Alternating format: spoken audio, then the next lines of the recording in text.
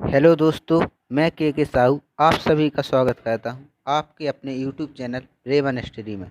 दोस्तों, आज मैं आपके लिए रीजनिंग के बहुत ही महत्वपूर्ण प्रश्न लेकर आया हूं जो आगामी परीक्षाओं में आपके लिए बहुत ही उपयोगी होंगे। तो चलते हैं दोस्तों, स्टार्ट करते हैं आज के पहले क्वेश्चन से। ये रहा, यहाँ ये जो पहला क्वेश्चन है ये दिया गया है मिसिंग नंबर से। तो आजकल देखा जाता है कि मिसिंग नंबर के बहुत से क्वेश्चन आते हैं और विभिन्न प्रकार के आते हैं। तो अपन उनको सबसे पहले इसमें ये जानना पड़ता है कि किस प्रकार का लॉजिक लगा है और किस प्रकार से सॉल्व होते हैं। ठीक है, तो मिसिंग नंबर में कई प्रकार के सवाल होते हैं। ठीक है, तो इसमें सवाल को अपन हल करते हैं। ठीक है, यहाँ लिखा है 12, 5, 13। तो हम लोगों को अब ये सोचना है कि 12 5 से 13 कैसे बनता है। ठीक है, तो या तो इन्हें जोड़ सकते हैं या घटा सकते हैं। तो जोड़ने पर 12 5 17 हो रहे हैं, घटाने पर 12 में से 5 जाएंगे तो 7 बजेंगे, 13 कहीं से नहीं होगी। तो ये ऐसे हो सकता है। एक चलता है ट्रिपलेट।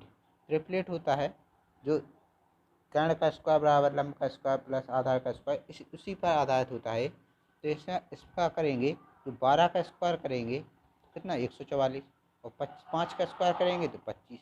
इसको अगर जोड़ देंगे इन दोनों को तो कितना होता है 169। 169 तो यहाँ नहीं, लेकिन जो 169 है तो 13 का वर्ग होता है। तो 169 किसका वर्ग है 13 का, तो यहाँ लिख दिया है 13। ठीक है, इसी प्रकार यहाँ लिखा है 15 8 17। तो 15 का वर्ग कितना होता है 225 और 8 का 64। दोनों को जोड़ देंगे तो 289। अब 289 किसका होता है 17 का। तो देखो यहाँ 17 लिखे हैं, हाँ लिखे हैं, देख लो। अब इसी प्रकार आगे इसको हल करते हैं। तो यहाँ लिखा है 24। 24 का क्या होता है 576 और 7 का 49। जब दोनों को जोड़ देंगे तो होगा 625। 625 किसका वर्ग होता है दोस्तों 25 का। तो ये आंसर कौन सा हो गया अपना डी। इसका आंसर क्या हो जाएगा डी। तो बस यही अपना पहला क्वेश्चन का आंसर है।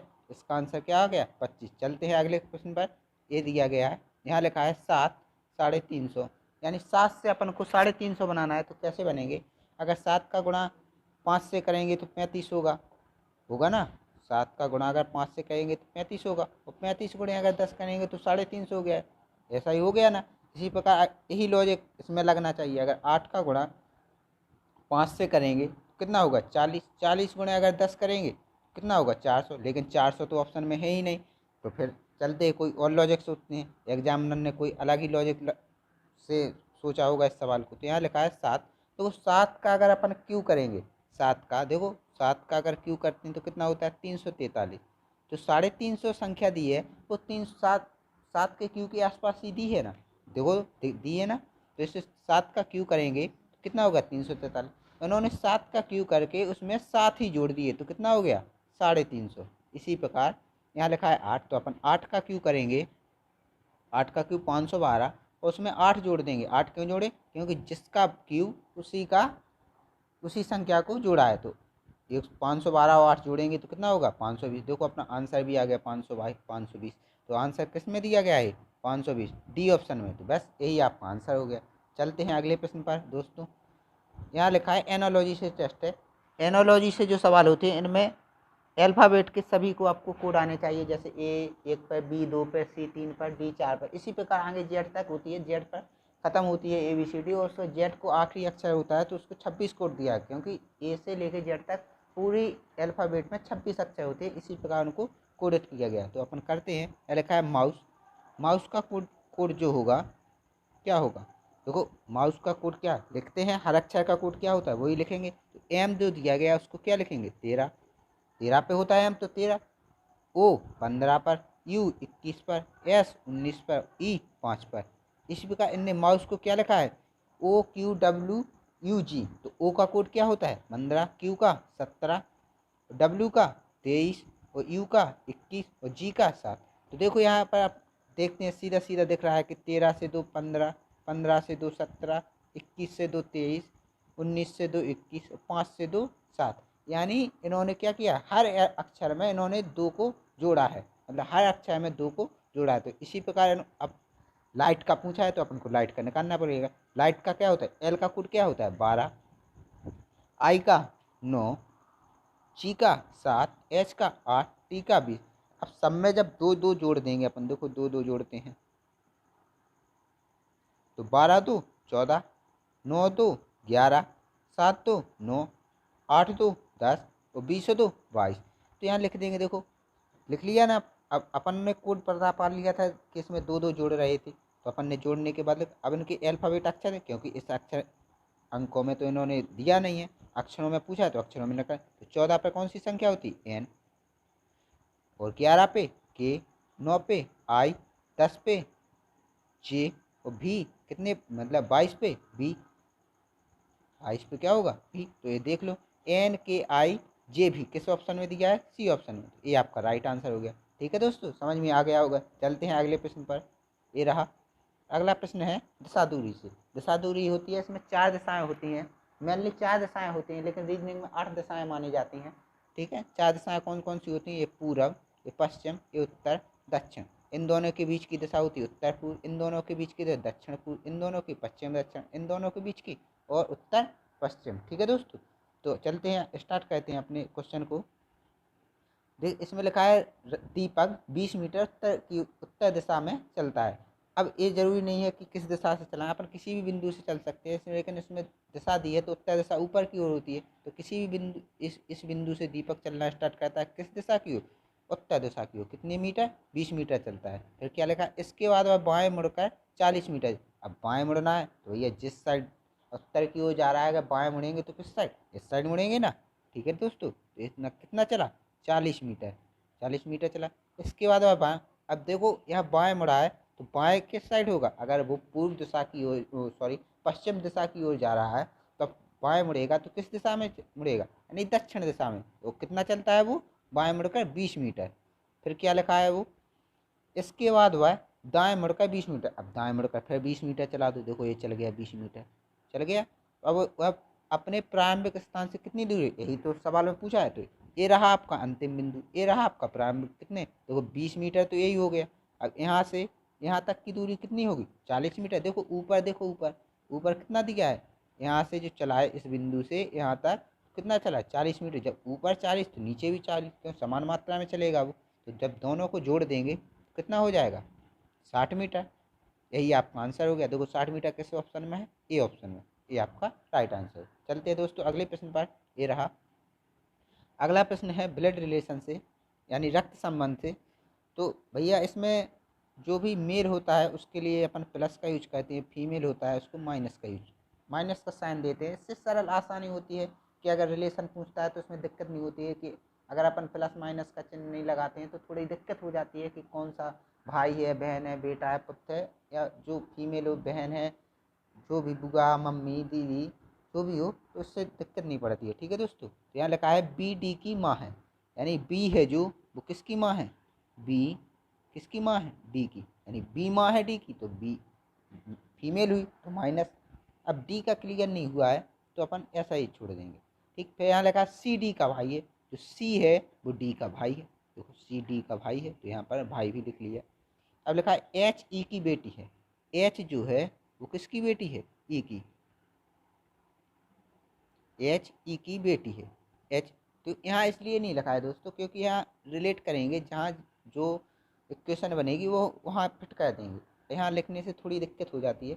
जबकि ठीक है, इसमें लिखा है आगे, जबकि डी ई की पत्नी है, जो डी है वो ई की पत्नी है। तो अब यहाँ कर देंगे अपन शिफ्ट इसको, जो डी है वो किसकी पत्नी है, ई की। अब डी का क्लियर हो गया कि डी फीमेल है और ई मेल है।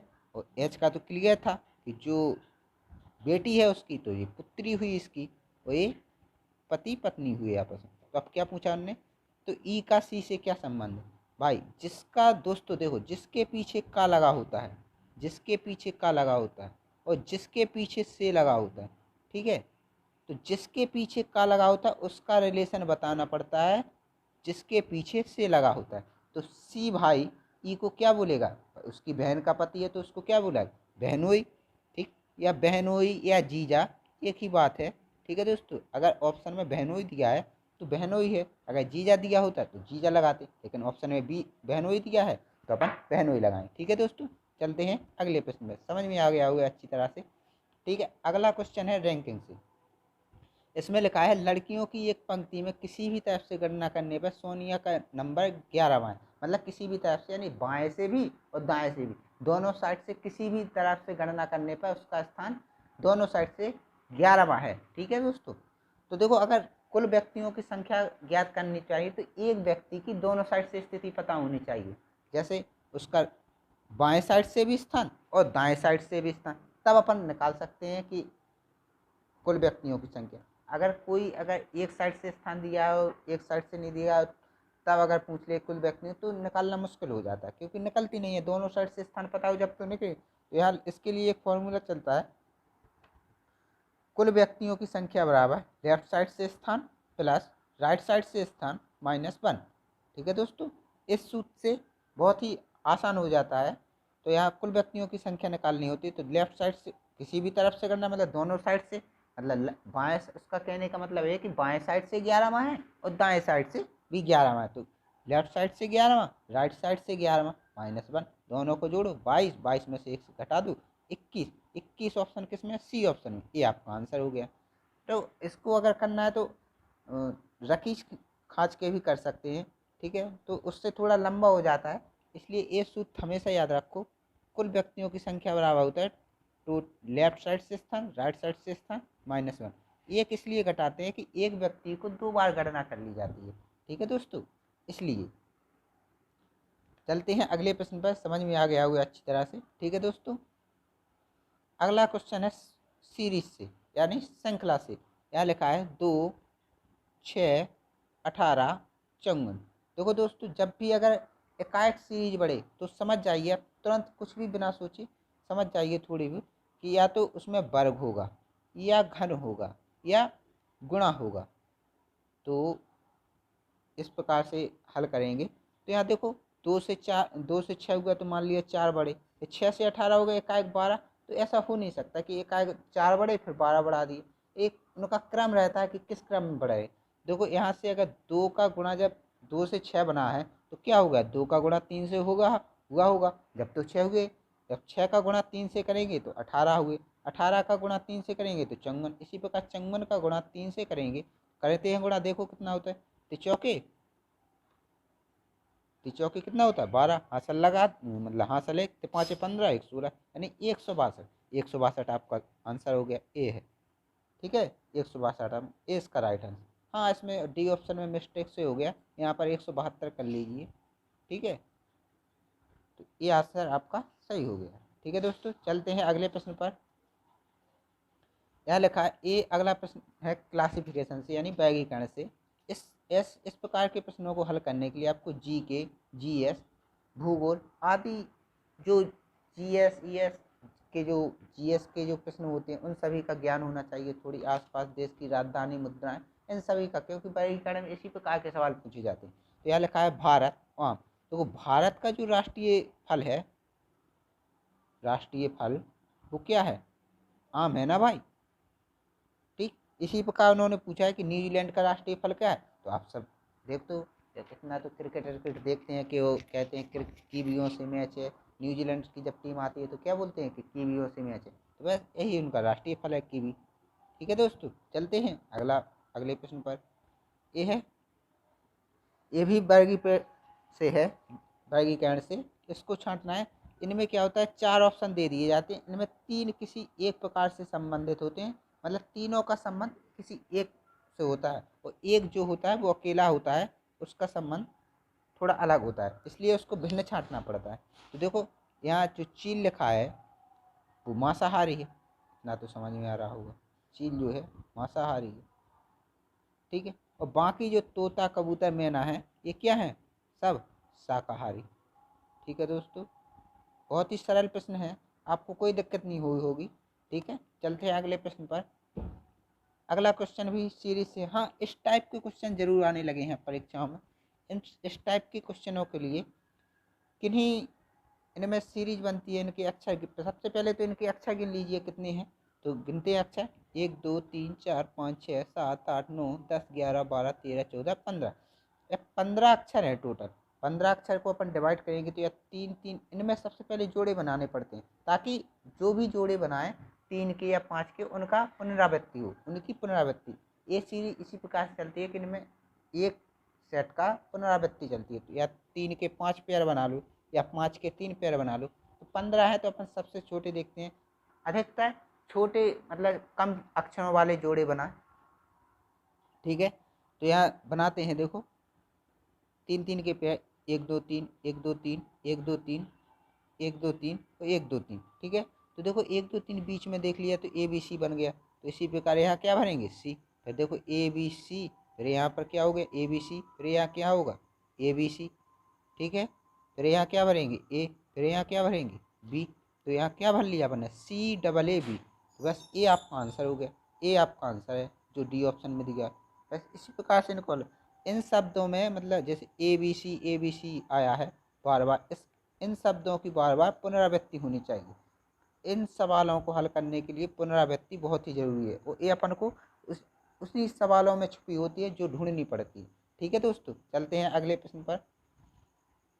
ये रहा 11वां सवाल जो आप सभी को होमवर्क में है। ये सवाल आपको करना है घर से, और इस सवाल का आंसर आप कमेंट में करेंगे। ठीक है दोस्तों, तो इस सवाल का आप कमेंट में जवाब दीजिए। और आज के सवाल आपको बहुत ही अच्छे लगे होंगे, सरल सवाल थे, कुछ ज़्यादा कठिन नहीं थे। इसी प्रकार से सवाल पूछे जाते हैं। हाँ, धीरे धीरे मैं थोड़े टफ क्वेश्चन डालते जाऊंगा, तो इन सवालों को हल करके आपको बहुत मज़ा आया, आसानी से हल कर लिए होंगे। अगर आपको वीडियो पसंद आया हो तो लाइक, कमेंट और शेयर ज़रूर करें। लाइक करना भी ना छोड़ें, शेयर करना भी ना, और कुछ अपने नए दोस्तों को भी जोड़ें, वो भी आगे चल के इस पढ़ाई का आनंद लें। ठीक है दोस्तों, तो bye bye, tata, take care, stay home.